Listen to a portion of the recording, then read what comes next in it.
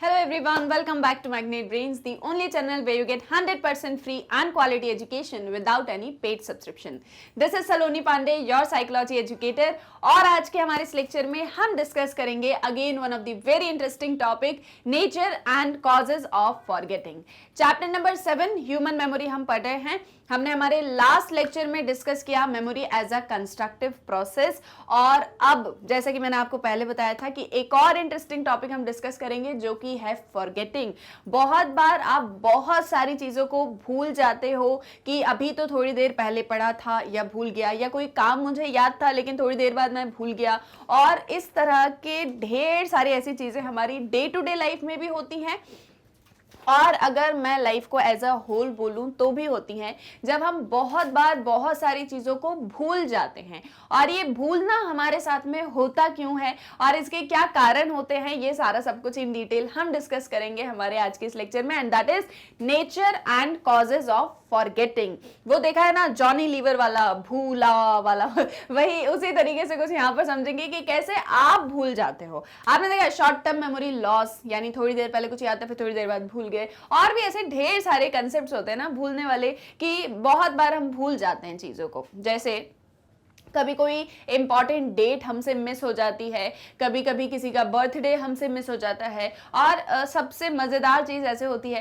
कि कभी हुआ होगा आपके साथ में भी, सबके साथ होता है, ठीक है, मेरे साथ भी हुआ है ये चीज़ें कि आप किसी काम को सोच के करने के लिए उठे थे, थोड़ा आगे बढ़े थे, फिर किसी और चीज़ को देख के डिस्ट्रैक्ट हुए और सडनली आप भूल जाते हो कि आप किस एक चीज़ के लिए उठे थे या क्या काम करने के लिए आप वहाँ गए थे या आए थे। ऐसे कुछ एक तरीके रिलेट कर पा रहे हो ना, ये जनरली सबके साथ में होता है कि हम जो है बहुत बार भूल जाते हैं कि हम क्या करने वाले थे और करने कुछ और लग जाते हैं, या हम क्यों इस चीज के लिए उठे हुए थे काम करने को, बट फिर भूल जाते हो कि अरे क्या करना था क्या नहीं करना था। मैंने आपको ऐसे एग्जांपल्स दिए हैं कि बहुत बार ऐसा होता है कि आप अपने स्टडी रूम में बैठे हुए हो, पढ़ाई लिखाई कर रहे हो, अपना काम कर रहे हो, और आपको ऐसा लगा कि अरे थोड़ी भूख लगी है, एक काम करता हूँ किचन से कुछ स्नैक्स वगैरह लेकर आ जाता हूँ, और आप नीचे जाओ, कुछ सोचते सोचते पढ़ रहे थे तो अब वो चीज़ें दिमाग में चलती रहती हैं। जब आप डीप स्टडी करते होगे तो ऐसा होता होगा कभी आपके साथ, और सडनली ऐसा हुआ कि नीचे तक गए, किचन तक गए, बट एकदम से भूल गए कि अरे मैं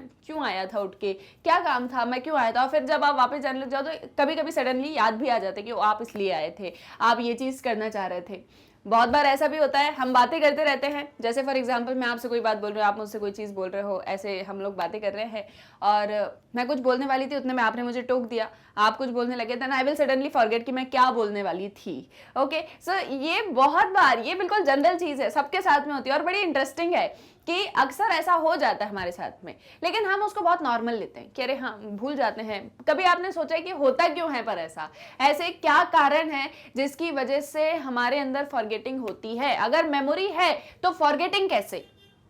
क्लियर कि अगर मेमोरी है जो कि हम बोल रहे हैं स्टोर हाउस है, रिटेन भी करेगा, रिट्रीव भी करेगा, चेंज मॉडिफिकेशन भी होगा, सारा सब कुछ होगा, सब मेमोरी के अंदर हमने पढ़ा।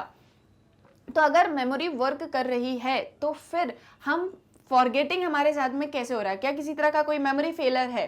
क्या है ये सारा सब कुछ इन डिटेल हम डिस्कस करेंगे इस लेक्चर के अंदर, जहां पर हम हरमन एबिंगॉस को भी डिस्कस करेंगे, और इन्होंने आपको कुछ थ्योरीज दी हैं, इनके एक्सपेरिमेंट्स को तो डिस्कस करेंगे ही, साथ ही साथ में इन्होंने 3 थ्योरीज दी हैं फॉरगेटिंग को लेके। उन 3 थ्योरीज को हम यहाँ पर डिस्कस करने वाले हैं। Is it okay to you? ठीक है, सो स्टार्ट करते हैं, ज्यादा टाइम वेस्ट करते नहीं है बिल्कुल, और फटाफट समझते हैं nature and causes of forgetting. बस आपको क्या एक चीज ध्यान रखनी है, एक नहीं 2 चीजें ध्यान रखनी है आपको।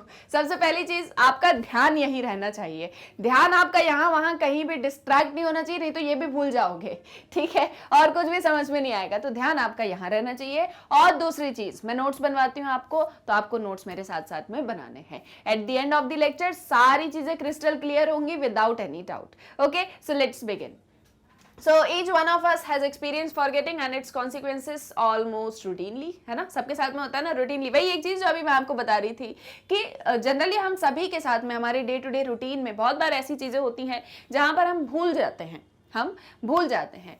अब क्यों भूलते हैं हम? जब इंफॉर्मेशन हमारी मेमोरी में है तो फिर हम क्यों भूलते हैं? क्या इंफॉर्मेशन लॉन्ग टर्म मेमोरी में नहीं है इसलिए हम भूल जाते हैं कि कुछ ही सेकंड्स के लिए शॉर्ट टर्म मेमोरी में गई थी या 30 सेकंड्स के लिए शॉर्ट टर्म मेमोरी में गई थी तो फिर हम भूल गए? क्या इसलिए हम भूल जाते हैं? क्या ये उसका कारण होता है? मुझे नहीं पता होता है या नहीं होता, अभी तो मैं स्टार्ट कर रही हूँ, ठीक है? आगे आगे देखो क्या क्या पढ़ाऊंगी आप लोगों को.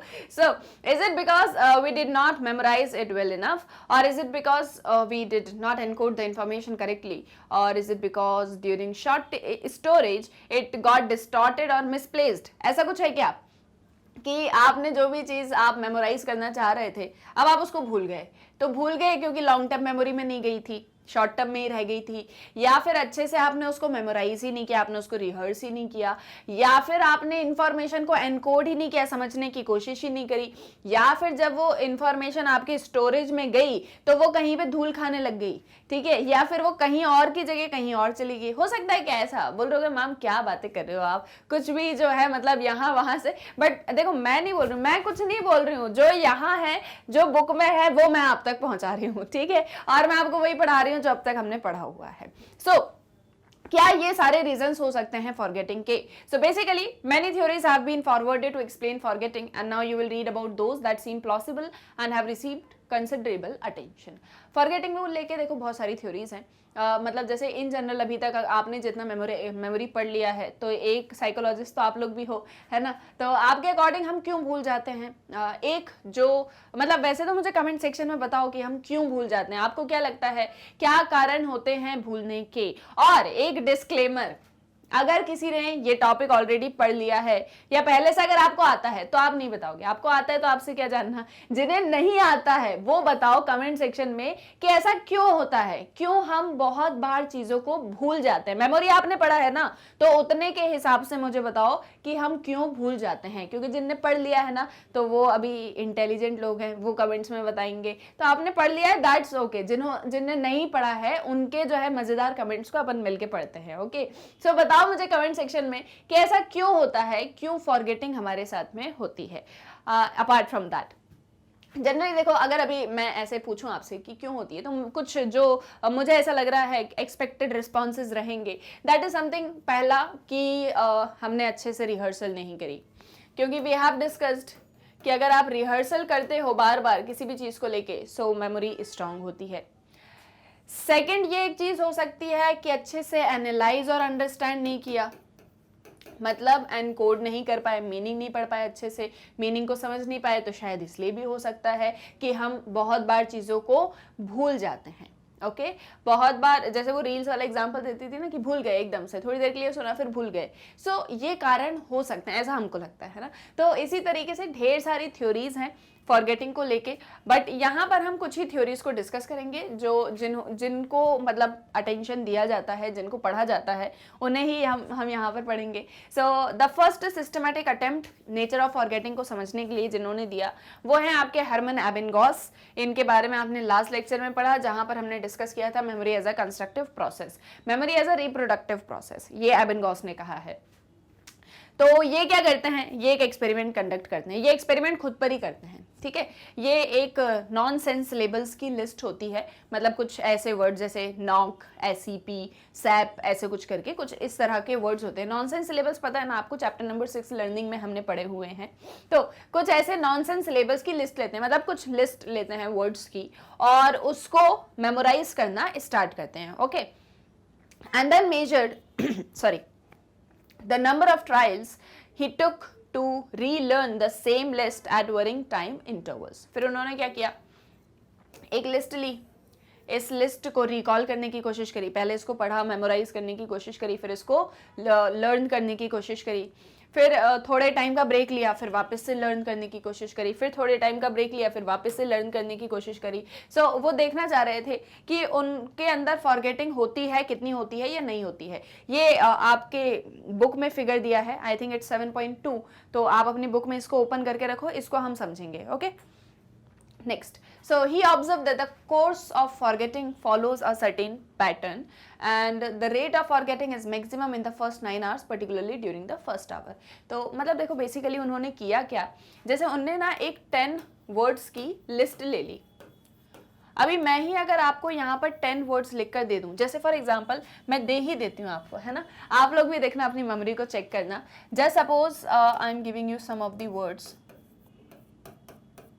ओके, मतलब नॉनसेंस सिलेबस दे रही हूँ मैं आपको, एग्जैक्ट वर्ड्स नहीं दे रही हूँ। अभी मैं कैट डॉग लिख दूंगी तो आपको फटाफट सारा कुछ याद हो जाएगा। सो मैं कुछ ट्राई कर रही हूँ आपको ऐसे वर्ड्स देने हैं, ओके। नेक्स्ट ये एक दे देती हूँ आपको, ठीक है, ये एक वर्ड मैं आपको दे देती हूँ, एंड जस्ट सपोज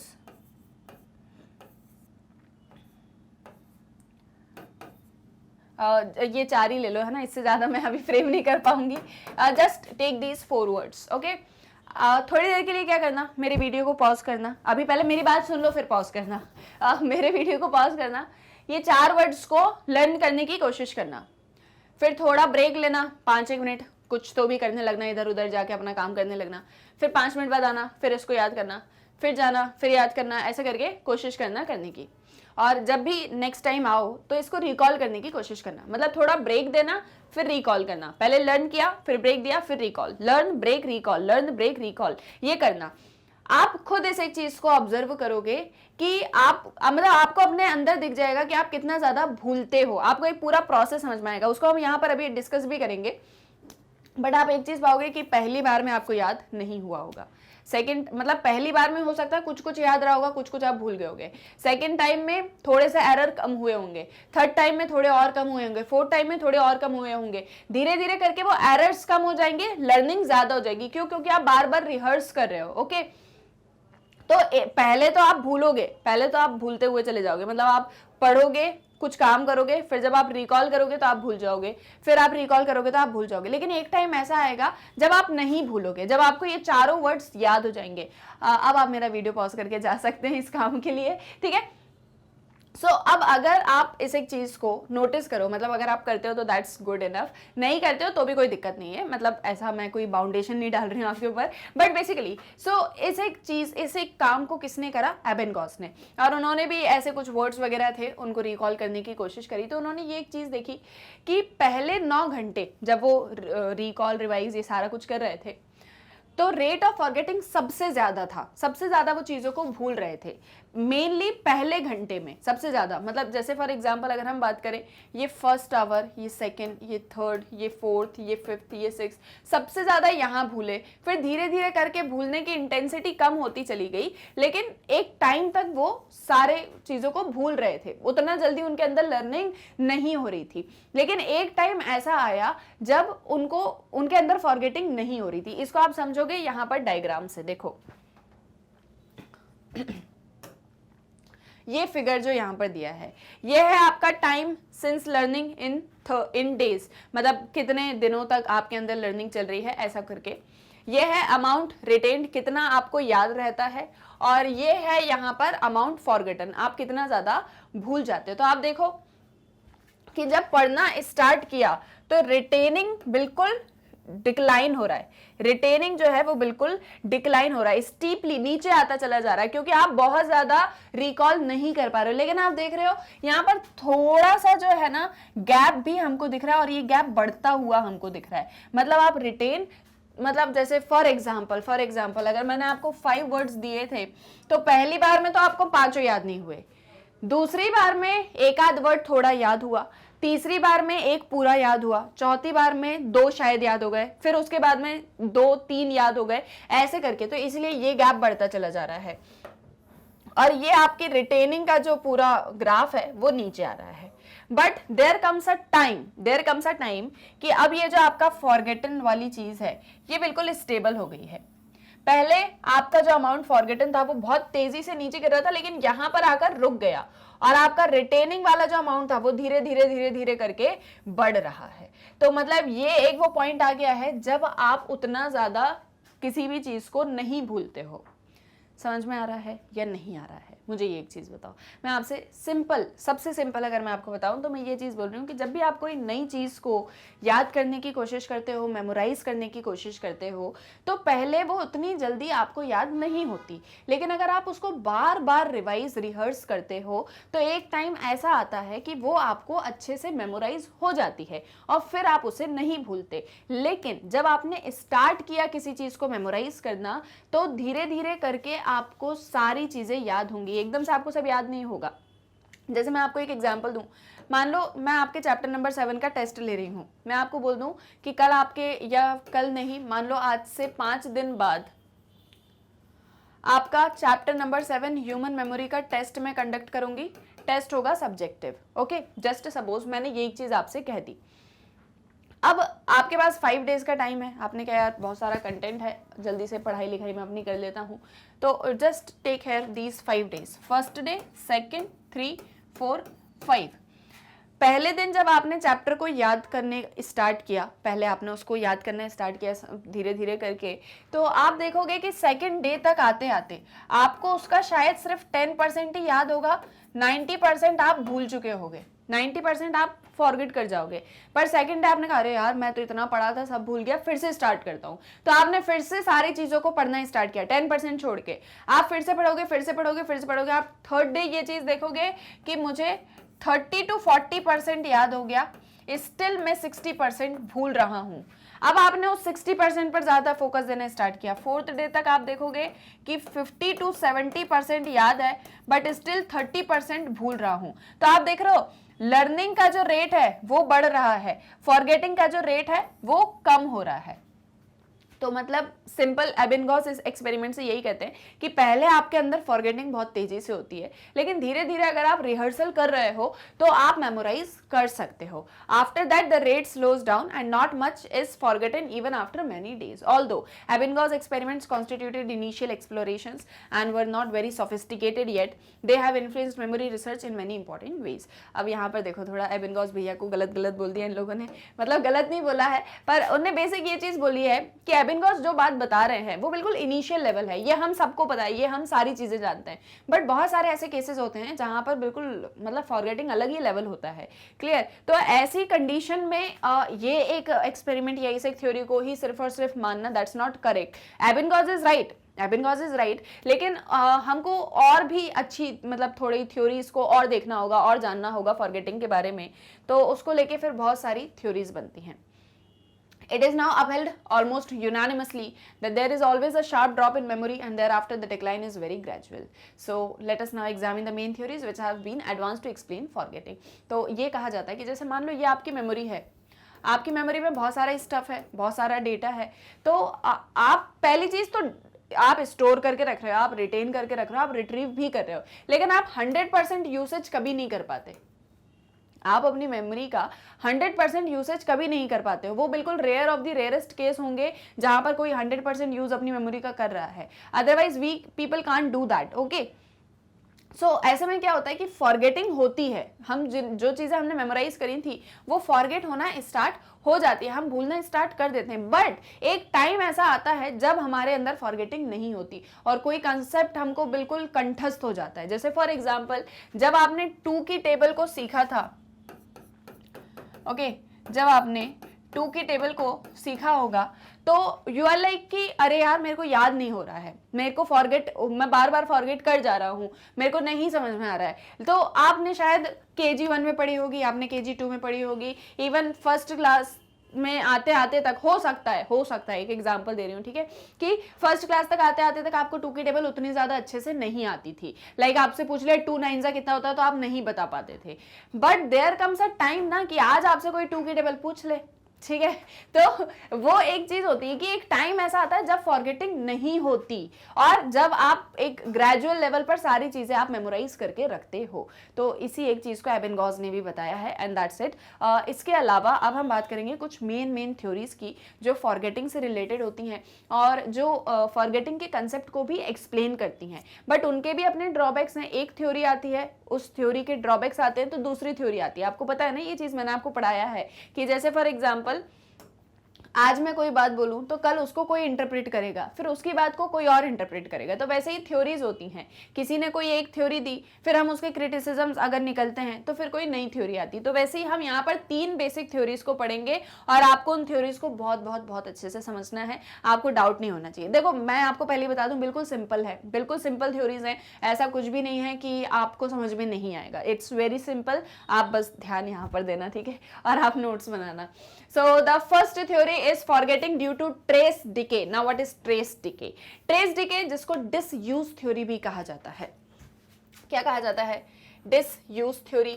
डिसयूज का मतलब क्या? किसी चीज को यूज नहीं कर रहे हो, यही होता है ना। यूज मतलब किसी चीज को आप इस्तेमाल कर रहे हो, डिसयूज मतलब आप उसको यूज नहीं कर रहे हो, आप कहीं ना कहीं उसको नेग्लेक्ट कर रहे हो। So this is the earliest theory of forgetting. ध्यान दें, कृपया ध्यान से सुने आप सभी। Okay, so the assumption here is that memory leads to modification in the central nervous system and which is akin to physical changes in the brain called memory traces। ये कहा जाता है यहाँ पे कि जो हमारी मेमोरी होती है ना, हमारी मेमोरी से हमारे सेंट्रल नर्वस सिस्टम भी मॉडिफाई होते रहते हैं। मतलब आप जो भी मेमोराइज करोगे तो उससे आपके ब्रेन, फिजिकल चेंजेस ब्रेन में भी आएंगे ही, और इसको मेमोरी ट्रेसेस कहा जाता है। ध्यान से सुनो अभी। When these memory traces are not used for a long time, they simply fade away and become unavailable। बहुत बार ऐसी चीज़ें होती हैं कि जैसे फॉर एग्जांपल मान लो आपका कोई क्लास 5th में फ्रेंड था। जब आप क्लास 5th में थे तब आपका कोई फ्रेंड हुआ करता था, कुछ भी उसका नाम था, जो भी उसका नाम था, ठीक है। और उसका मतलब उस टाइम पर ना क्लास 5th में, हम सभी छोटे होते हैं ना, जनरली 10-11 साल के होते हैं शायद से, ठीक है। तो अब जब आप क्लास 5th में थे तो आपका एक फ्रेंड था, उसका बर्थडे आता था for example 11th of April को। फॉर एग्जाम्पल उसका बर्थडे 11 अप्रैल को आता था, तो आपको याद था, आपका बेस्ट फ्रेंड था, आप हमेशा याद रखते थे कि मेरे बेस्ट फ्रेंड का बर्थडे आने वाला है, अप्रैल आया है, इस तरीके से आपको याद रहता था। बट धीरे धीरे करके मान लो वो फ्रेंड किसी रीज़न से दूसरे स्कूल में चला जाता है और अब आपकी उससे उतनी ज़्यादा बात नहीं होती। तो नेक्स्ट ईयर जब 11 अप्रैल आएगी तो ऑब्वियसली आपको याद आएगा कि मेरे फ्रेंड का बर्थडे था। बट धीरे धीरे करके ये डेट कहीं ना कहीं आपके माइंड के किसी कॉर्नर में पड़ी रहेगी और फिर आप उसको बार बार याद नहीं करोगे। आप बड़े होते जाओगे और भी ढेर सारी चीज़ें आपके आसपास होंगी, न्यू फ्रेंड्स बनेंगे, तो कहीं ना कहीं ये एक चीज़ जो है ये हो गई decay. That's known as the trace decay, कि मतलब कोई चीज़ को जब आप यूज़ करना बंद कर देते हो, किसी भी चीज़ को जब आप यूज़ करना बंद कर देते हो तो वो जो है मतलब आपकी मेमोरी से चली जाती है। इसके बहुत सारे एग्जांपल्स हैं। आप अपने घर में देखते होगे ना, मतलब मेमोरी से रिलेटेड नहीं बट इन जनरल मैं आपको बताऊं, आप भी अपने घर में देखते होगे, मान लो कोई ऐसी चीज़ है जो अब आपके यूज़ में नहीं आती, तो वो कहीं घर में किसी कहीं कोने में पड़ी रहती है, धूल खारी होती है, होता है ना ये चीज़, और फिर दिवाली की सफाई में मिलती है वो हमको, तो वो दिवाली की सफाई को खैर अभी साइड रखते हैं। सो बेसिकली यही एक चीज़ होती है कि जैसे मान लो आपका ये मेमोरी है पूरा, आप इसको यूज कर रहे हो ना, बट कोई ऐसी चीज है जिसको आपने सालों से कभी यूज नहीं किया, तो धीरे धीरे करके वो खत्म हो जाएगी। धीरे धीरे करके वो क्या हो जाएगी? खत्म हो जाएगी। तो आप उसको यूज करते रहो। ये ट्रेस डिके की थ्योरी बोलती है कि अगर आप उसको यूज करते रहोगे तो आपके अंदर फॉरगेटिंग नहीं होगी। Now when these memory traces are not used for a long time, they simply fade away and they become unavailable. This theory has been proved inadequate on several grounds। लेकिन इस theory के अपने criticisms हैं। देखो basic जो trace decay theory है वो क्या है? डिसयूज। डिसयूज का मतलब क्या कि आप उसको यूज नहीं कर रहे हो। आप जिस चीज को यूज नहीं करोगे उसकी एक दिन वैल्यू खत्म हो जाएगी, वो अनअवेलेबल हो जाएगी। जब वो अनअवेलेबल हो जाएगी तो वो धीरे धीरे करके फेड अवे हो जाएगी। मान लो आज आपके पास में वो हैं, क्या बोलते हैं उसको, ब्लूटूथ ईयरफोन्स या हेडफोन्स, शायद से यही बोलते हैं ना, मेरे पास भी है ना, मेरे को नाम नहीं पता, ठीक है। तो ब्लूटूथ हेडफोन्स आते हैं ना आज के टाइम में, आप डायरेक्टली ब्लूटूथ से कनेक्ट करो, वायर वाले नहीं आते, वायरलेस जो आते हैं, ओके वो वाले। तो अब जैसे पहले का जो टाइम था तब हम क्या करते थे, हम वायर वाले जो ईयरफोन्स होते थे उसको यूज़ करते थे, और अब जब से ये वायरलेस वाला स्टार्ट हुआ है तो कहीं ना कहीं हमने उसको यूज़ करना बंद कर दिया। अब जब आपने उसको यूज़ करना बंद कर दिया, उसकी यूसेज ही नहीं है, तो आप धीरे धीरे करके उसको क्या करोगे, या तो देखो अगर किसी को नीड होगी तो आप उसको दे दोगे, नहीं तो अगर आपको कोई नहीं मिला तो आप उसको फेंक दोगे या आप उसको कहीं तो भी कर दोगे, और धीरे धीरे जब आप उसको यूज़ नहीं करोगे ना तो वो अपने आप फंक्शनिंग उसकी बंद हो जाएगी वायर वाले की। ओके, सो सेम वे यहाँ पर भी यही कहा जा रहा है कि अगर आप कोई चीज़ को यूज़ नहीं करते तो धीरे धीरे करके वो फेड अवे हो जाएगा। ओके, ग्रेजुअल तो देखो नहीं बोला है, तो मे बी यहाँ पर इनका कहना ये है कि ग्रेजुअल डिके तो नहीं, पर अगर आप कोई चीज़ को यूज़ नहीं कर रहे तो वो कुछ ही टाइम में फेड अवे हो जाएगा। बट इस थ्योरी के अपने कुछ ऐसे मतलब इस थ्योरी को कुछ ग्राउंड्स पर इनएडिक्वेट बताया गया है कि ये उतनी ज़्यादा यूजफुल थ्योरी नहीं है। कारण बहुत सारे हैं, अब कारण मजेदार हैं, ठीक है। So if forgetting takes place because memory traces decay due to disuse, so then people why go to sleep after memorising, should forget more compare to those who remain awake. So simply because there is no way in which memory traces can be put to use during sleep. तो memory traces decay हो जाते हैं अगर हम उसको use ना करें। तो उनका कहना यह है कि तो फिर हम सोते क्यों हैं, हमें सोना ही नहीं चाहिए। क्योंकि जैसे फॉर एग्जांपल मान लो आप पढ़ाई कर रहे हो, ठीक है, आप पढ़ाई कर रहे हो, रात भर आपने पढ़ाई करी, फिर आपने डिनर किया और आप सो गए, आपने डिनर किया और आप सो गए। तो आप जितनी देर के लिए सोए हो, मान लो आप 8 घंटे के लिए सोए हो, 8 आवर्स आप सोए हो, तो 8 आवर्स बाद आपने जो भी पढ़ा है वो सारा कुछ तो डिके हो जाना चाहिए, बट ऐसा तो नहीं होता है ना। और अगर डिके हो जाता है तो फिर या तो हमको सोना ही नहीं चाहिए, ठीक है, हमको सोना ही नहीं चाहिए, हमको जागे रहना चाहिए, तो फिर हमारी मेमोरी ज्यादा अच्छी रहेगी। तो ये उसका क्रिटिसिज्म है। बट ऐसा आप खुद भी देखो, ये एक चीज होती है ना कि अगर आप बहुत देर तक पढ़ाई करते हो, मान लो आप 8-10 घंटे पढ़ाई कर रहे हो और उसके बाद में आप एक अच्छी नींद लेते हो, आप सोते हो, तो आपको वो सारी चीज़ें ज़्यादा अच्छे से याद रहती हैं। और वहीं अगर आप सोते नहीं हो, आप प्रॉपर नींद नहीं लेते हो, तो आप बहुत जल्दी सारी चीज़ों को भूल जाओगे। क्लियर, क्योंकि आपके ब्रेन को रेस्ट नहीं मिला। क्लियर, तो इसीलिए ये कहा जाता है कि मेमोरी ट्रेसेस जो हैं वो तो फिर मतलब गायब हो जाने चाहिए अगर हम सो जाते हैं तो, बट वो तो होता नहीं है ना। रिजल्ट्स क्या दिखाते हैं कि बिल्कुल अपोजिट होता है। जो आपने भी कभी ये चीज़ देखी होगी कि अगर आप कभी मान लो कोई एग्जाम, मान लो 10th बोर्ड के एग्जाम में आप लोग रात रात भर जागे हो और आपने बहुत पढ़ाई करी है, मतलब होता है ये चीज़ जनरली कि हम बहुत घंटे पढ़ाई करते हैं, हम सोचते हैं अरे आज तो बिल्कुल सोना नहीं है, कल तो मैथ्स का एग्जाम है या साइंस का एग्जाम है या सोशल का एग्जाम है, आज तो मैं रात भर पढ़ूंगा, 2-3 बजे तक हम पढ़ते हैं, फिर नेक्स्ट डे सुबह 6 बजे से उठ के वापस से स्कूल भागो। जनरली यही होता है ना, 6-7 बजे स्कूल जाओ, नींद नहीं होती पूरी। आपने खुद देखा होगा, आप बहुत बार कुछ चीज़ों को भूल गए होंगे, बहुत बार आपको चीज़ें याद नहीं रही होंगी। वो एक बात अलग होती है कि हम दिन में सो लें और रात भर फिर जाग रहे हैं, बट द थिंग इज कि आपको अच्छे से सारी चीज़ें याद नहीं आएंगी। और इसी जगह कोई दूसरा पर्सन है जो बढ़िया रात भर से सोकर आया, उसने जितना पढ़ा होगा, इवन उसने क्लास में भी अगर कोई चीज़ पढ़ी होगी तो वो उसको याद रहेगी।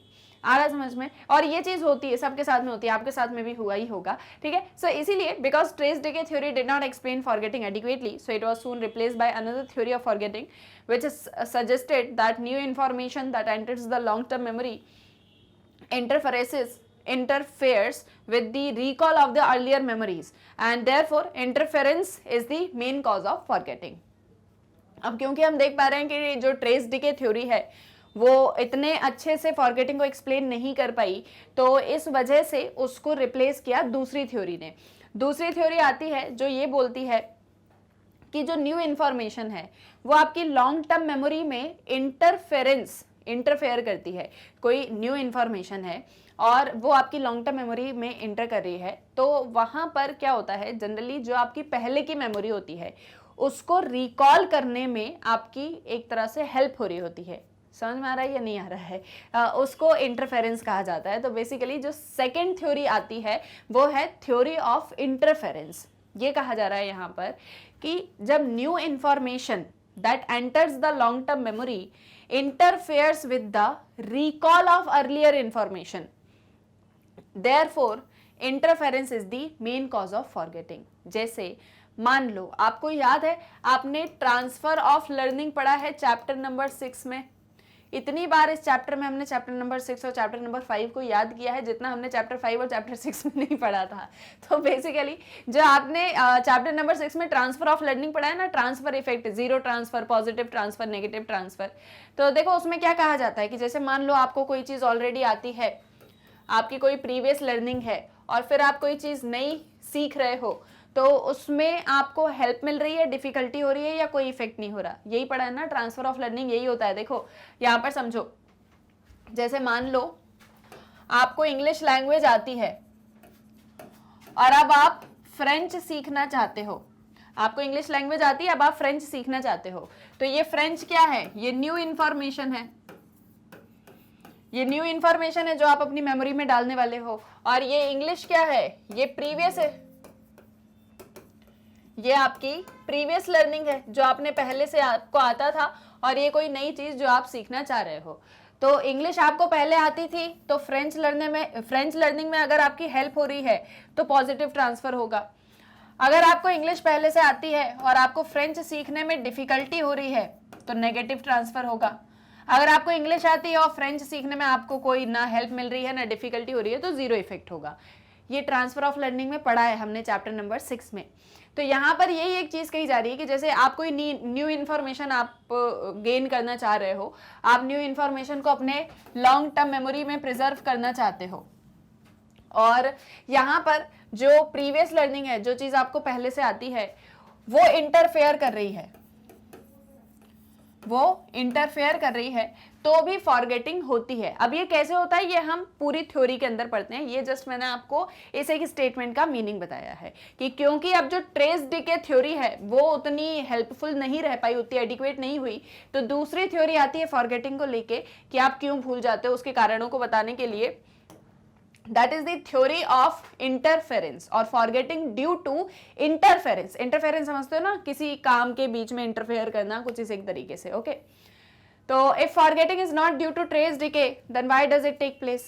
अगर forgetting trace decay की वजह से नहीं होती तो फिर क्या कारण है forgetting का? So there is a theory of forgetting that has perhaps been the most influential one in the interference theory, which suggests that forgetting is due to interference between various information that the memory store contains। देखो मैंने आपको पढ़ाया है ये चीज कि जो हमारी मेमोरी होती है ना, उसमें वाइड वेराइटी ऑफ इंफॉर्मेशन है। अब जैसे अगर मैं एलटीएम का एग्जांपल लूं तो एलटीएम के अंदर एपिसोडिक मेमोरी भी है, सीमेंटिक मेमोरी भी है, डिक्लेरेटिव मेमोरी भी है, इम्प्लिसिट मेमोरी भी है, प्रोसीजरल मेमोरी भी है, ऐसे करके डिफरेंट बहुत सारी टाइप्स ऑफ मेमोरी मेरे लॉन्ग टर्म मेमोरी के अंदर है। तो जब मुझे जिस तरह की इंफॉर्मेशन की रिक्वायरमेंट है, अगर उसमें कोई दूसरी चीज इंटरफेयर कर दे तो भी मैं फॉरगेट कर जाऊंगी।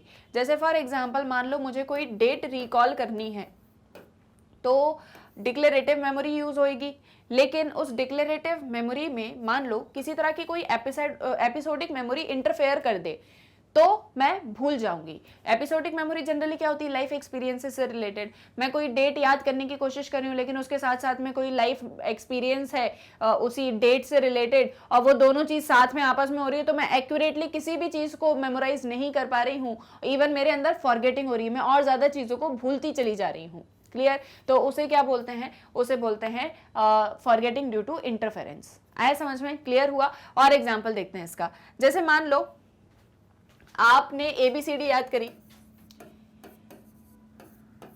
EFG पूरा ABCD, ओके।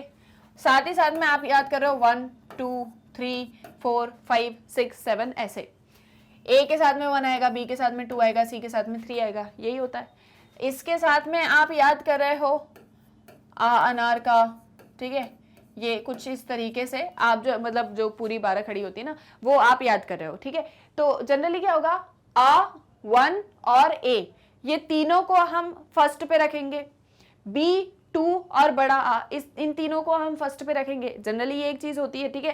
तो ये आप क्या कर रहे हो, आप इन्फरेंसेस बनाते हो। आप क्या बनाते हो, इन्फरेंसेस बनाते हो, उस किसी एक चीज को दूसरी चीज से रिलेट करते हो। जनरली ये एक चीज आपको आगे मिलेगी यहाँ पर। So this theory assumes that learning and memorizing involve forming of association between items and once acquired these associations remain intact in the memory। हम जनरली क्या करते हैं, हम एसोसिएशन बना लेते हैं। हम किसी भी चीज़ को याद करने के लिए किसी तरह का कोई एसोसिएशन बनाते हैं। आपको याद होगा मतलब याद होगा, आपके साथ में ये एक चीज़ होती होगी, मेरे साथ में होती है, आपके साथ में भी होती ही होगी, श्योरली होती होगी कि जैसे फॉर एग्जाम्पल आप किसी चीज़ को याद करना चाहते हो तो उसको याद करने के लिए आप कोई दूसरी चीज़ को भी याद कर लेते हो। जैसे क्या एग्जाम्पल दूँ मैं आपको,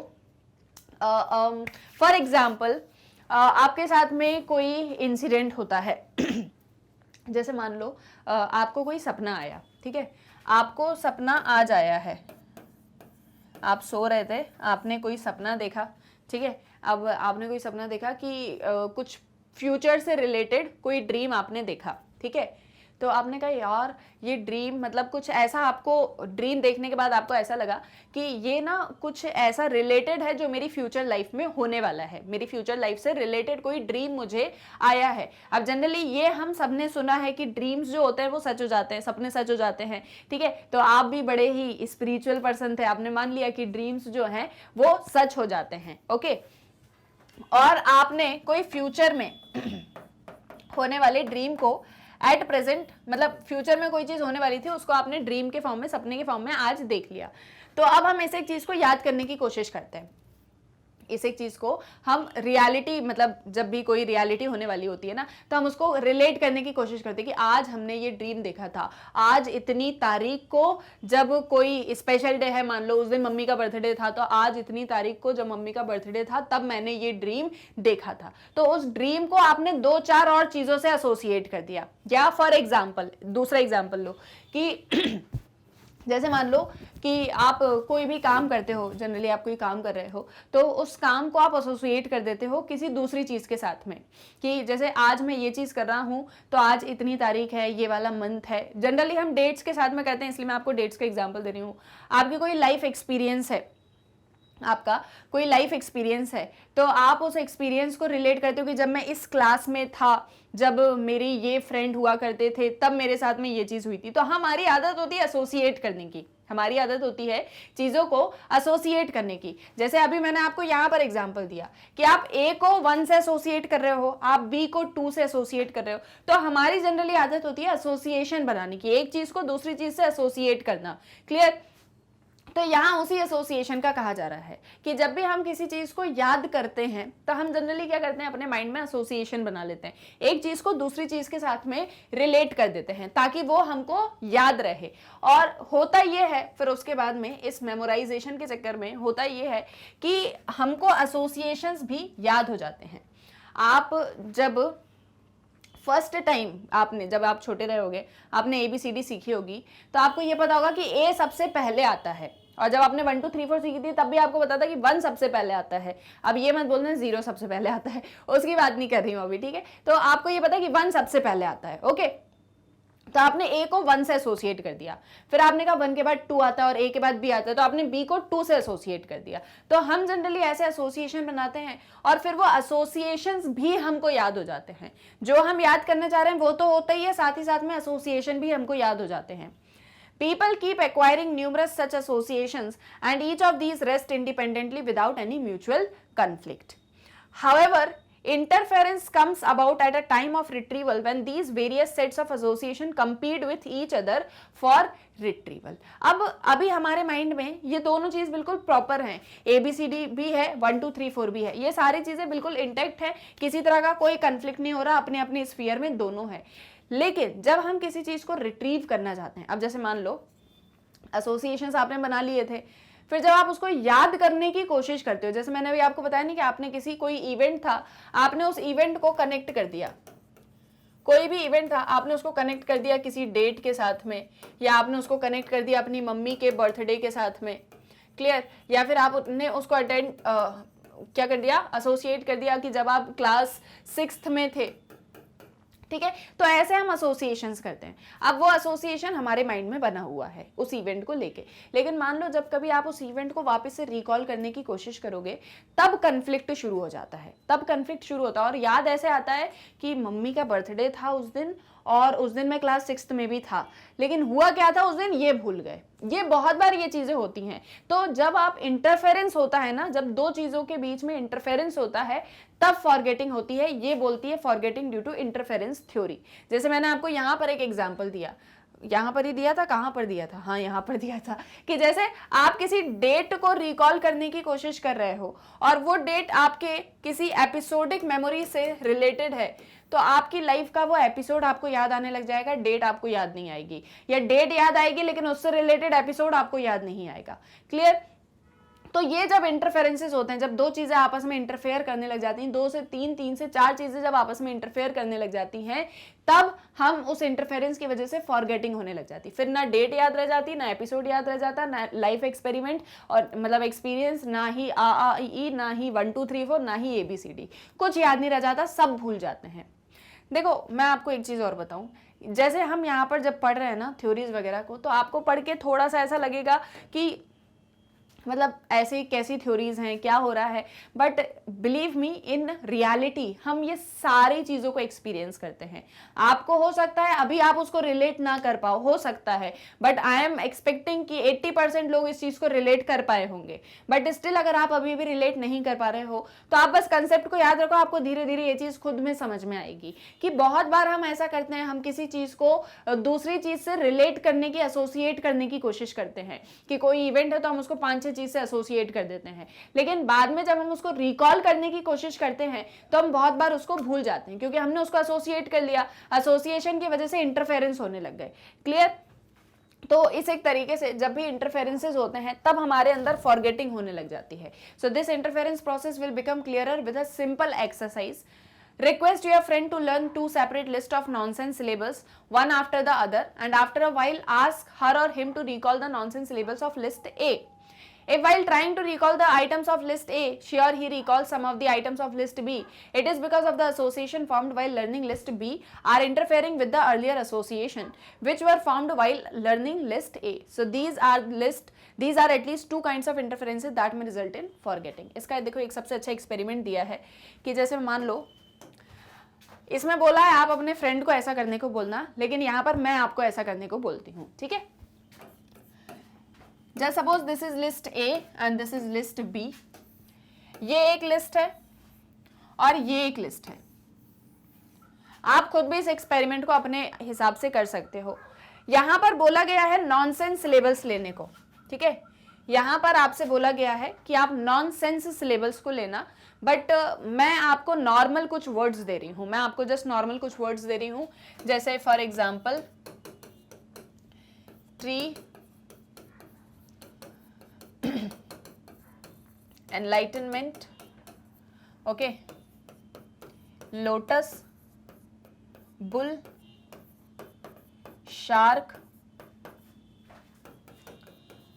frog, elephant, T shirt,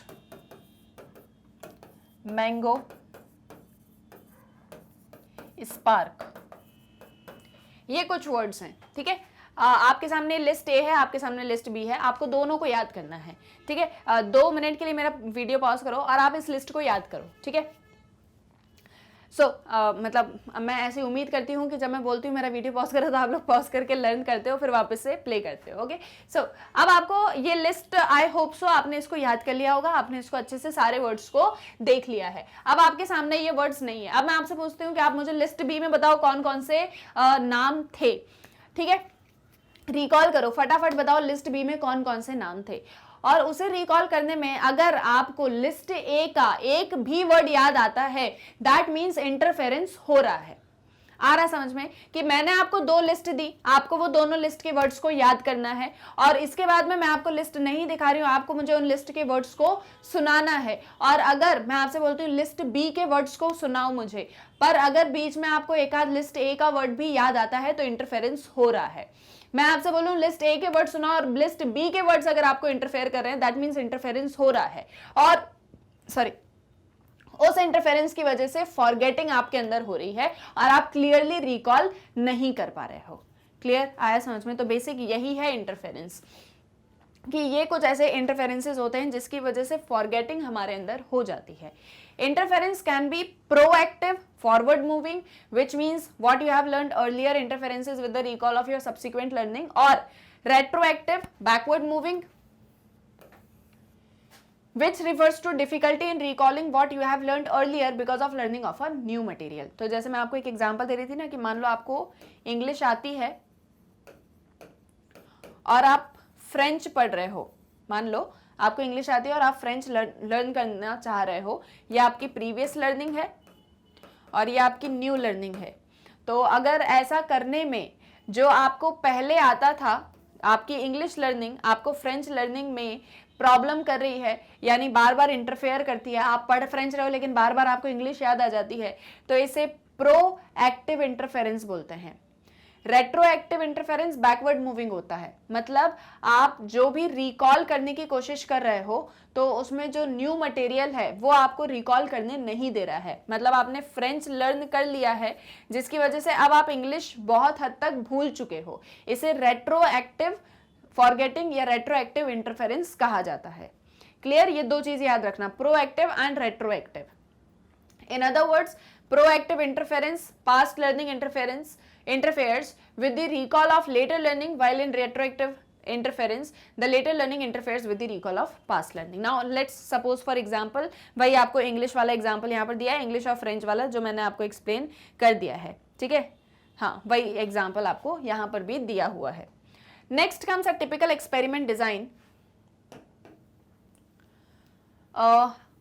Our typical experiment design that is used to demonstrate proactive and retroactive interference has been presented। तो ये जस्ट एक उसका एग्जाम्पल यहाँ पर आपको दिया हुआ है। तो ये रेट्रोएक्टिव है और ये प्रोएक्टिव है, ये फॉरवर्ड है और ये बैकवर्ड है। अगेन ये चार्ट भी आपके बुक में बना हुआ है, तो आई होप सो कि आप वो बुक का पेज खोल के रखते हो, है ना? ये करते हो सारा कुछ मेरे साथ में कि नहीं करते हो? जितना भी मैं बोलती हूँ कि ऐसा करके रखना है, ये करना है, नोट्स बनाना है, इतना पढ़ना है, जल्दी बताओ मुझे कमेंट सेक्शन में। मैं जो भी बोलती हूँ करने को वो सारा कुछ करते हो या नहीं करते हो, या बस हाँ मैडम सुन लिया और अब गए, अब अपने हिसाब से पढ़ाई करोगे? देखो मेरे हिसाब से पढ़ाई करोगे तो आई अश्योर कि आपके बहुत अच्छे मार्क्स भी आएंगे और कंसेप्ट भी आपको बहुत अच्छे से क्लियर होगा। तो जैसे जैसे मैं बोलती हूँ वैसे वैसे किया करो, ठीक है? तो यहाँ पर ये दिया है कि जैसे ये फेज 1 है, आपने ए चीज़ को लर्न किया है, यहाँ पर आपने बी चीज़ को लर्न किया है। ये वो सेम चीज़ है जो हमने चैप्टर नंबर 6 में पढ़ी थी, ये सेम चीज़ है।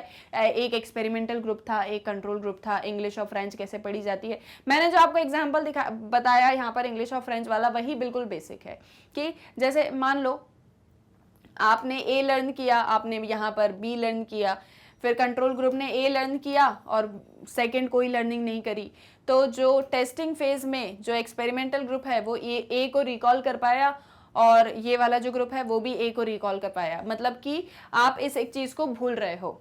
फॉरवर्ड में कहीं ना कहीं ये हो रहा है कि आप न्यू लर्निंग आपको याद है बट आप पिछली लर्निंग को भूल जा रहे हो, कुछ इस एक तरीके का ही कंसेप्ट है, तो उस एक चीज़ को आपको याद रखना है। फॉरवर्ड लर्निंग में ये है आगे पाठ पीछे सपाट, और बैकवर्ड लर्निंग में ये है कि मतलब जो पहले आता था वो आता है लेकिन नई लर्निंग नहीं हो पा रही है। क्लियर?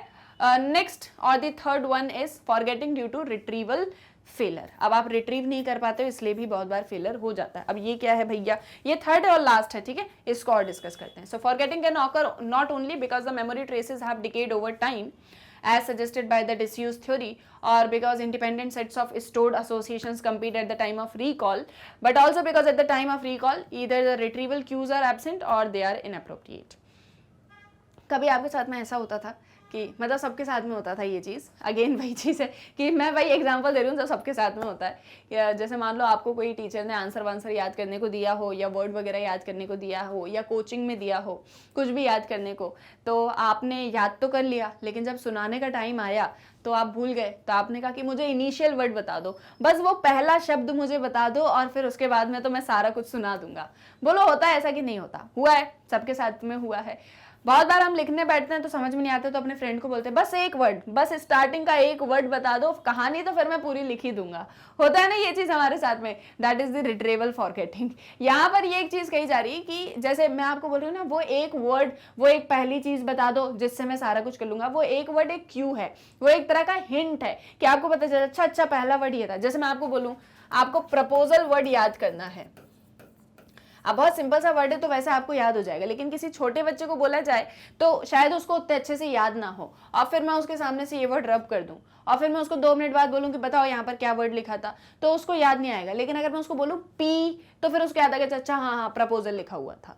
क्लियर? तो वो पी क्या है? वो हिंट है, उसी क्यू की यहाँ पर बात हो रही है। यहाँ पर ये कहा जाता है, इस थ्योरी को देखो किसने कहा है, टुलविंग के बारे में हमने पहले भी पढ़ा है।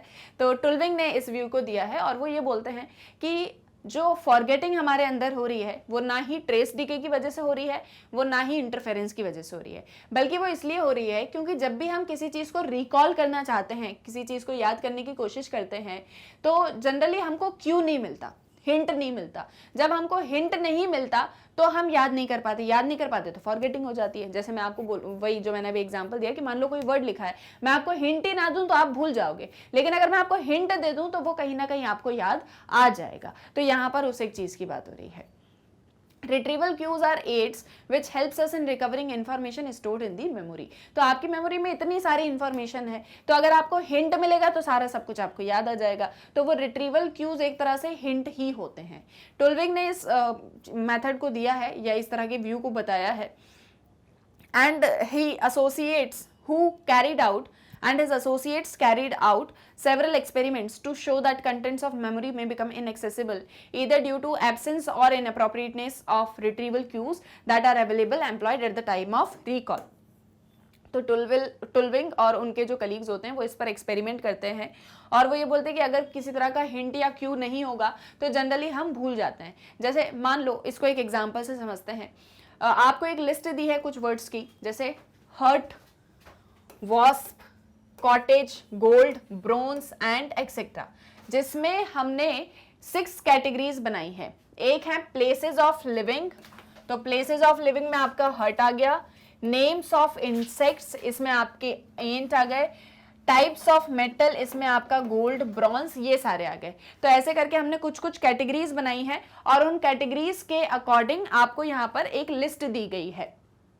If after a while you are asked to recall those, you may recall a couple of them. But if during the second recall attempt you are also provided with the category names, then you may find that your recall is near total। जैसे मान लो यहाँ पर मैं आपको कुछ words की list दे दूं, ठीक है, मैं आपको कुछ वर्ड्स दे दूं जैसे मैंगो, आंट, और क्या दे दूं, स्कूल दे दूं, ठीक है। स्कूल मैं आपको दे दूं, मैंगो हो गया, आंट हो गया, स्कूल हो गया, और क्या या इसी तरीके से हम मान के चलते हैं। तो मैंगो एक तरीके का फ्रूट है, आंट एक तरीके का इंसेक्ट है, स्कूल को हम एजुकेशन की कैटेगरी में ले रहे हैं। Okay, next come here what, lady finger. Lady finger किसकी कैटेगरी में आ जाएगी, वेजिटेबल्स की कैटेगरी में आ जाएगी, तो इसको हमने वेजिटेबल्स की कैटेगरी दे दी। तो जैसे मान लो अगर मैं आपको सबसे पहले सिर्फ बोलूं कि आपको सिर्फ ये याद करना है, तो एक आध बार तो आप अच्छे से याद कर लोगे, लेकिन अगर मैं आपको बोलूं दोबारा से फिर से सुनाओ मुझे, तो शायद कुछ ना कुछ वर्ड्स आप भूल जाओगे। लेकिन अगर मैं आपको साथ में ये कैटेगरी बता दूं कि आप इसको ऐसे भी याद कर सकते हो, तो जैसे मैंने बोला फ्रूट तो आप तुरंत बता दोगे मैंगो, मैंने बोला इंसेक्ट तो आप तुरंत बता दोगे आंट, मैं आपको बोलूं वेजिटेबल तो आप तुरंत बताओगे लेडी फिंगर। लेकिन अगर मैं आपको सेपरेटली याद करने को बोलूं तो शायद उसमें आपको थोड़ा सा रिकॉल करने में दिक्कत आएगी। तो हिंट बहुत इंपॉर्टेंट होता है। अगर आपको हिंट दे दिया जाता है किसी चीज को लेके तो आप बहुत इजीली जो है रिकॉल कर पाते हो, अदरवाइज आपके अंदर क्या हो जाती है, फॉरगेटिंग हो जाती है। So if after a while you are asked to recall those, you may attempt, वही सारा कुछ लिखा है यहाँ पे। Category names in this example act as retrieval cues, and besides category names, the physical context in which you learn also provides effective retrieval cues। तो कोई भी कैटेगरी का नाम, उसका फिजिकल कंटेंट भी आपको हेल्प कर देता है किसी चीज को रिकॉल करने में। सो रिट्रीवल क्यूज सिंपली ये बोलते हैं कि अगर आप उसको थोड़ा हिंट दे दोगे तो उसके अंदर उतनी जल्दी फॉरगेटिंग नहीं होगी, बल्कि उसको लर्निंग हो जाएगी। क्लियर है, आए यहाँ तक समझ में? आई होप सो अब कोई डाउट नहीं होगा। तो मतलब जो मैंने स्टार्टिंग में बोला था कि बस आराम से यहाँ ध्यान देना और नोट्स बनाना, तो लास्ट में सारी चीजें क्रिस्टल क्लियर हो जाएंगी। आई होप सो वो क्लियर है और कोई डाउट नहीं होगा जितना हमने पढ़ा। एक बार फटाक से रिकॉल करेंगे सारा सब कुछ जो भी हमने पढ़ा है, एक बार अच्छे से देखते हैं सारा इतना कुछ पढ़ा है तो वो क्या क्या है, ताकि भूलो नहीं, ठीक है। हाँ, मतलब आपको भी फॉरगेट नहीं करना है ना। तो एक बार यहाँ पर हम क्या करेंगे, एक बार अच्छे से सारी कॉन्सेप्ट्स को समझेंगे, ठीक है। देखो, we have discussed nature and causes of forgetting. इसमें आपको एक कंसेप्ट याद रखना है जो एबिंगॉस ने दिया था। एबिंगॉस ने बताया था ना कि एक टाइम होता है जब आप फॉरगेट करते हो, लेकिन एक टाइम ऐसा आता है जब फॉरगेटिंग स्टेबल हो जाती है। तो एबिंगॉस के कंसेप्ट को नहीं भूलना है, ठीक है। उसको कहीं तो भी साइड में लिख लो, कंसेप्ट ऑफ फॉरगेटिंग बाय एबिंगॉस, ठीक है। ये एक आपको याद रखना है, जिसमें वो क्या बताते हैं कि पहले फॉरगेटिंग बहुत तेजी से होती है, लेकिन एक टाइम आता है जब फॉरगेटिंग स्टेबल हो जाती है। तो इससे साइड में एक ऐसा आप क्या बना लो, वो एरो टाइप से बना लो और इस पे एफ लिख लो, forgetting. Okay, nature and causes of forgetting में हमने 3 चीजों के बारे में डिस्कस किया। So firstly we have discussed about the theories. क्या एक चीज डिस्कस करी हमने इसमें, तो सबसे पहले एक थ्योरी को हमने इसके अंदर डिस्कस किया, या ठीक है। तो थ्योरीज में 3 थ्योरीज हैं। सबसे पहली डिसयूज थ्योरी और trace decay theory. Trace decay theory, okay. इसमें हमने क्या याद किया कि अगर आप कोई चीज को यूज नहीं करते हो तो आप उसको भूल जाओगे। Second theory was your interference theory. Interference theory कि जैसे मान लो आप जनरली क्या करते हो, आप एसोसिएशन करके किसी चीज को याद करने की कोशिश करते हो। जब आप एसोसिएट कर लेते हो और आप रिकॉल करते हो तो वो इंटरफेरेंसेस आपस में इंटरफेयर करते हैं, एक दूसरे से लड़ते हैं, कन्फ्लिक्ट होता है, जिसकी वजह से फॉरगेटिंग हो जाती है। तो अब क्या हम इसमें ऐसा बोलेंगे हमको एसोसिएशंस नहीं बनाना चाहिए, हमको एसोसिएशंस बनाने चाहिए। लेकिन फॉरगेटिंग कैसे, मतलब आप इग्नोर कर सकते हो, वो आपको ध्यान रखना है कि आप बार बार अगर किसी चीज को, किसी कंसेप्ट को रिकॉल कर रहे हो, एनालाइज कर रहे हो, अंडरस्टैंड कर रहे हो, तो आप फॉरगेट नहीं करोगे, ठीक है। अभी और पढ़ना है फॉरगेटिंग में, इतना ही नहीं है, अभी बहुत कुछ हम डिस्कस करेंगे आगे, पर अभी जितना पढ़ रहे हो उसको ध्यान रखो। इंटरफेरेंस में हमने 2 चीजों को डिस्कस किया, एक आपका प्रोएक्टिव फॉरगेटिंग और एक रेट्रोएक्टिव फॉरगेटिंग, ओके। दूसरा रेट्रोएक्टिव फॉरगेटिंग। प्रोएक्टिव है आपका फॉरवर्ड, रेट्रोएक्टिव है बैकवर्ड। क्लियर, ये एक चीज हमने इसके अंदर डिस्कस करी, ये आपको ध्यान रखना है। Third and the last we discussed is your कौन सी theory, retrieval cues. Retrieval cues, इसको ब्रैकेट में लिख लो हिंट, कि अगर आपको हिंट मिलता है तो आप ज्यादा अच्छे से रिकॉल करते हो, अगर आपको हिंट नहीं मिलेगा तो आप रिकॉल नहीं कर पाओगे। बस इतना ही पढ़ा हमने। बस एक और चीज आपको इसमें नोट करनी, जितने एग्जांपल्स मैंने आपको बताए, जितने एग्जांपल्स बताए वो एग्जांपल्स को याद रखना, तो आपको आंसर लिखने में ईजी होता है ना। आप एग्जाम्पल जितने अच्छे दोगे उतना अच्छे से आप याद, मतलब अपने आंसर को भी प्रेजेंट कर सकते हो और अपने कंसेप्ट को भी अच्छे से समझ सकते हो, ठीक है। This is all about your nature and causes of forgetting. I hope so यहाँ तक सारी चीजें क्लियर हैं। एग्जाम्पल्स को याद रखना, एग्जाम्पल्स देना, जो हमने डायग्राम्स वगैरह इसके अंदर पढ़े हुए हैं, डिस्कस करे हैं, वो भी एक बार अच्छे से देख लेना। क्लियर। और इसके अलावा अब क्या करना है, ठीक है, अभी तक तो जो करना था वो मैंने आपको बता दिया। अब क्या करना है, जो भी हमने पढ़ा है यहाँ तक वो सारा अपनी बुक के अंदर रीड करना। कोई डाउट आता है तो मुझे कमेंट सेक्शन में बताना, और अगर कोई डाउट नहीं आता है तो अच्छी बात है, हम मिलेंगे नेक्स्ट लेक्चर में जहां पर हम फॉरगेटिंग के और भी टॉपिक्स को, और भी कंसेप्ट्स को डिस्कस करेंगे। आई होप सो यहाँ तक सारी चीजें क्लियर हैं विदाउट एनी डाउट। बस जाते जाते एक और छोटी सी इन्फॉर्मेशन मुझसे लेते जाओ कि मैग्नेट ब्रेन्स की वेबसाइट को कैसे एक्सेस करना है। जैसे कि आप जानते हो डेली लेक्चर्स आपको मैग्नेट ब्रेन्स के यूट्यूब चैनल पर मिलते हैं, साथ ही साथ में मैग्नेट ब्रेन्स का ऐप है, उसे आप प्ले स्टोर से डाउनलोड कर सकते हो। इसके बाद में जो मैग्नेट ब्रेन्स की वेबसाइट है उस पर आपको सारे लेक्चर, सारे कोर्सेज, सारी क्लासेस, सारे सब्जेक्ट, सब कुछ मिलता है ऑर्गेनाइज्ड फॉर्म में, बिना किसी दिक्कत परेशानी के आप उसको एक्सेस कर सकते हो। और बहुत सिंपल सा प्रोसेस है, आपको बस गूगल या किसी भी ब्राउजर में जाना है और एंटर करना है www.magnetbrains.com। आप जैसे ही ये एंटर करते हो ये मैग्नेट ब्रेन्स एजुकेशन प्लेटफॉर्म आपके सामने ओपन होगा। इसको स्क्रॉल करोगे तो देखोगे यहाँ पर एक्सप्लोर टॉप कोर्सेज का ऑप्शन है। यहाँ पर आपको सभी क्लासेस मिलेंगी, सभी कोर्सेज मिलेंगे, जो भी क्लास पढ़ना है, जो भी कोर्स पढ़ना है, just click on it. Class जैसे मान लो आपको किंडरगार्टन से लेके 12th क्लास तक इंग्लिश मीडियम पढ़ना है, जो भी कोई भी क्लास, तो आप K12 इंग्लिश पर क्लिक करोगे। मान लो आपको क्लास 11th पढ़ना है तो आपने क्लास 11th पर क्लिक किया और ये आगे आपके सारे सब्जेक्ट वाइज वीडियोस। स्क्रॉल करोगे और भी वीडियोस देखने को मिलेंगे, सभी के नीचे वॉच नाउ का बटन है। जो भी सब्जेक्ट अब आपको पढ़ना है, मान लो आपको क्लास 11 साइकोलॉजी पढ़ना है, ये आपने देखा क्लास 11 साइकोलॉजी, वॉच नाउ पे क्लिक किया, ये आगे सारे चैप्टर्स। अब यहाँ पर आपको जो भी चैप्टर पढ़ना है, चैप्टर पे क्लिक करना, उससे रिलेटेड सारे टॉपिक्स आ जाएंगे। वहां भी वॉच नाउ दिया है, तो जो भी कोर्स पढ़ना है, जो भी क्लास पढ़ना है, जो भी सब्जेक्ट पढ़ना है, जो भी टॉपिक पढ़ना है, just click on watch now और ये वीडियो ओपन। बढ़िया से यहाँ पर पढ़ाई करो, नोट्स वगैरह बनाओ। नेक्स्ट वीडियो देखना है, नेक्स्ट वीडियो पे क्लिक करो। ये नहीं देखना है, कुछ और देखना है, यहाँ से कैंसिल कर दो। सो सारी क्लासेस, सारे कोर्सेज, सारे लेक्चर, सारे सब्जेक्ट, सब कुछ आपको मिलेगा, और वो भी 100% free and quality online education में। यहाँ पर आपको किसी तरह का कोई पेड सब्सक्रिप्शन नहीं लेना होता, कोई पेमेंट नहीं करना, कोई कूपन नहीं खरीदना, क्योंकि सब कुछ फ्री है, क्वालिटी के साथ में है, बेस्ट टीचर्स के साथ में है। तो बस आप अपनी अच्छे से पढ़ाई लिखाई करो, अपने फ्रेंड्स और रिलेटिव्स को भी मैग्नेट ब्रेन्स के बारे में बताओ, ताकि वो भी 100% फ्री एंड क्वालिटी एजुकेशन को एक्सेस कर सकें बिना किसी पेड सब्सक्रिप्शन के। आई होप सो सारी चीजें क्लियर हैं, और वीडियो पसंद आया है तो जल्दी से लाइक कर दो, शेयर कर दो, चैनल को सब्सक्राइब करना मत भूलना। हम मिलेंगे हमारे नेक्स्ट वीडियो लेक्चर में। Thank you very much.